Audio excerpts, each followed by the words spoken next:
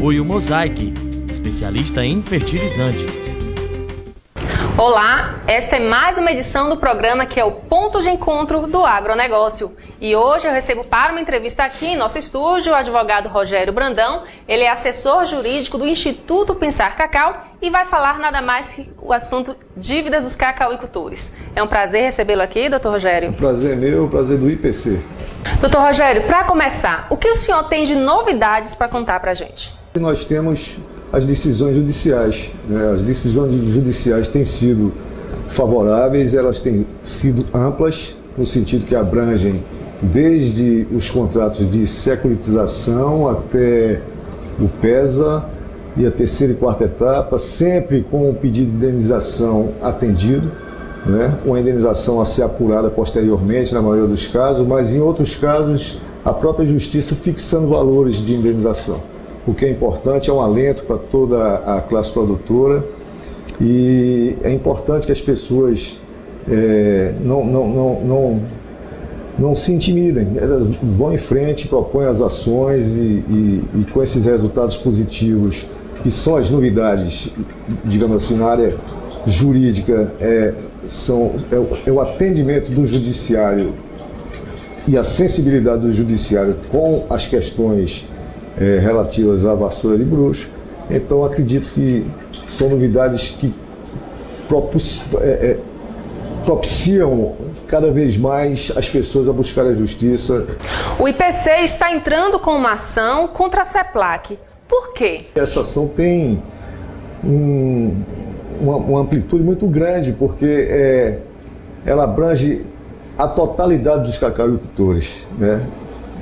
Desde que no momento em que ela visa a busca da responsabilidade da CEPLAC para com o seu projeto, né?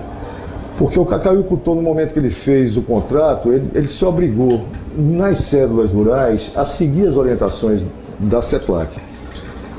Entretanto, após seguir as orientações da CEPLAC e essas orientações redundarem no fracasso que é de conhecimento de todos, e você busca na CEPLAC uma responsabilidade da CEPLAC, não existe. Simplesmente você não assinou o contrato nenhum com a CEPLAC, os contratos foram firmados com os bancos, com as instituições financeiras, e a CEPLAC, embora tenha elaborado, implementado, orientado e fiscalizado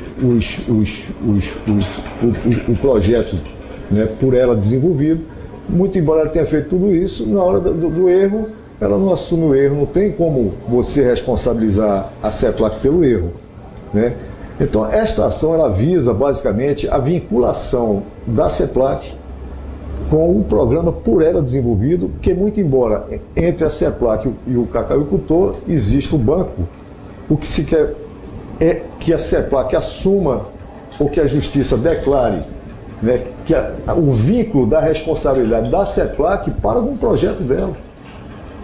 Né? E a partir daí, havendo uma declaração de existência desse vínculo da CEPLAC para com o projeto dela, né, propicie também aos cacauicultores a buscarem as reclarações decorrentes do fracasso do projeto. O programa previa e obrigou aos cacauicultores a fazerem um procedimento de DECEPA.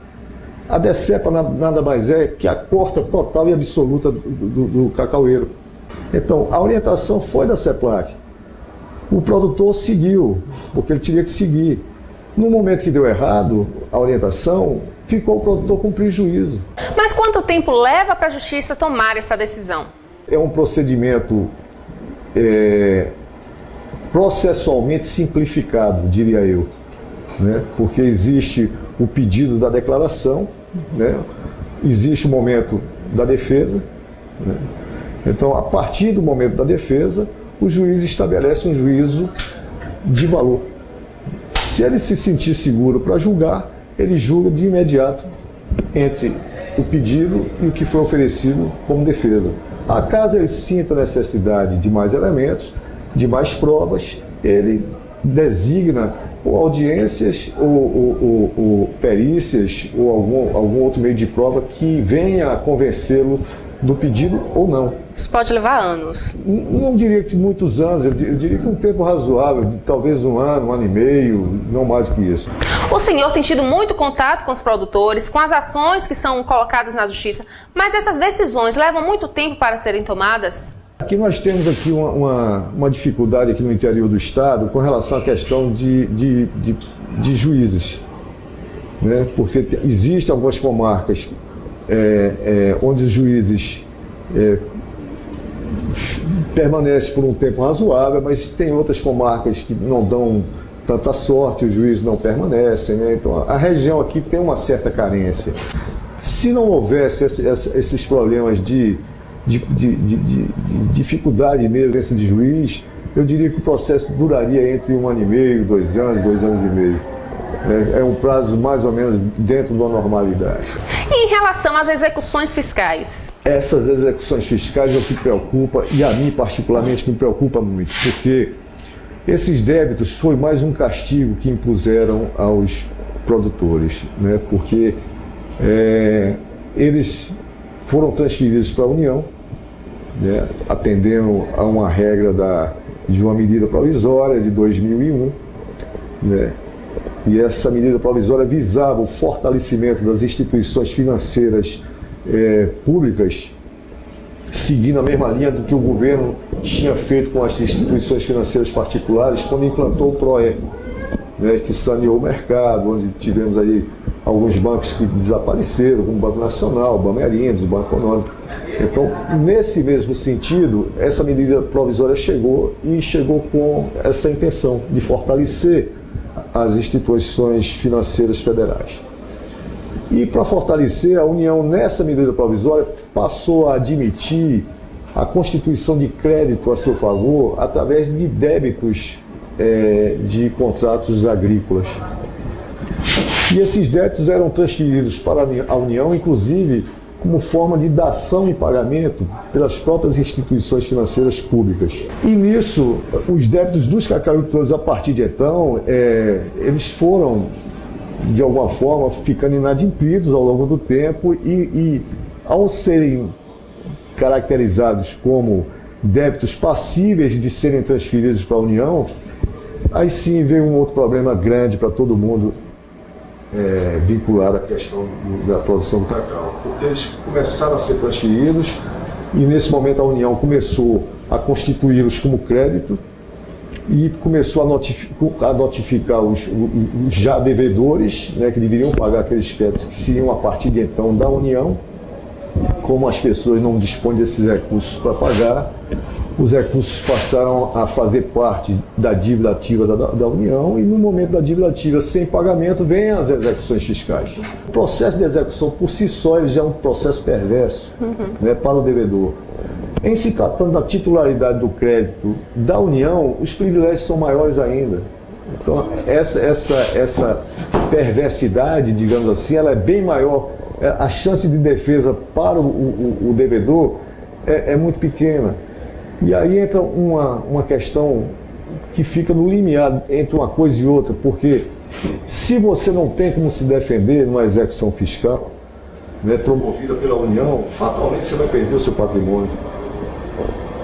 Ela avança em cima do patrimônio sem qualquer tipo de cerimônia. Por isso que é importante que cada produtor, a única forma que o produtor tem de se defender é ele propor antes uma ação dele, individual dele, na justiça, né? Porque no momento que a execução fiscal chega, ele tem como se defender.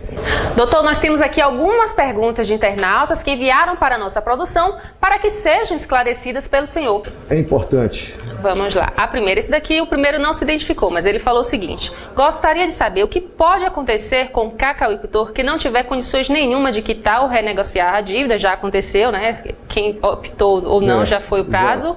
E se a fazenda será colocada em leilão ou tomada para a reforma agrária. Ele ainda no final comentou: manter uma fazenda hoje está difícil e ainda vou perdê-la para o governo? Ainda fez esse comentário. Legalmente, eu não acredito, não acredito que seja tomada para a reforma agrária. Existe aí até uma vedação nesse sentido, legal. Mas que o risco é aquele que eu acabei de falar. Se ele não se proteger, se ele não oferecer defesa à execução fiscal que virá, que certamente virá, ele efetivamente vai perder o patrimônio dele, o que é uma pena, e não deve. Não deve. Ele tem que, de alguma forma, procurar alguém que o ajude, alguma organização, uma associação, alguém pode ajudar de alguma forma, né? A segunda foi da produtora Eulina Lavigne. Ela diz: em quanto tempo temos o resultado de uma ação? E a depender desse resultado, esse prazo depende de quê? Dentro de uma comarca com um juiz presente, acredito que seja em torno de 1 ano e meio, 2 anos, até chegar ao tribunal, nessa faixa aí. Uma sentença em torno de 1 ano, 1 ano e meio, mais ou menos, ela terá uma sentença. Ok. Uma sentença de mérito. Doutor, é um prazer recebê-lo aqui em nosso estúdio, mais uma vez, e fique à vontade para fazer as considerações finais. Eu gostaria justamente de chamar a atenção de todos para esse aspecto de buscarem justiça.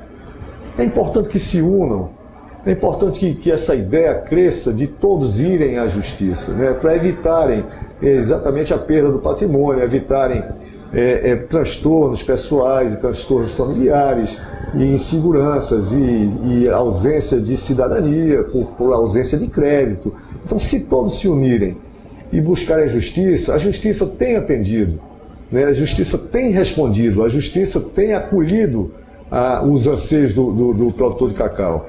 Né? Não tem por que ter receio de ir à justiça. Agora, tem que haver uma consciência muito clara de que a solução é exatamente essa e que tem que haver uma união de todos têm que se unir. Porque a união aí sim faz a força, a união vão ver o problema do produtor de cacau de uma outra forma. O nosso programa fica por aqui, mas continue conosco acessando www.mercadodocacau.com.br e ainda participe enviando comentários ou sugestões de matérias para tvmercado@mercadodocacau.com.br. Até o próximo programa.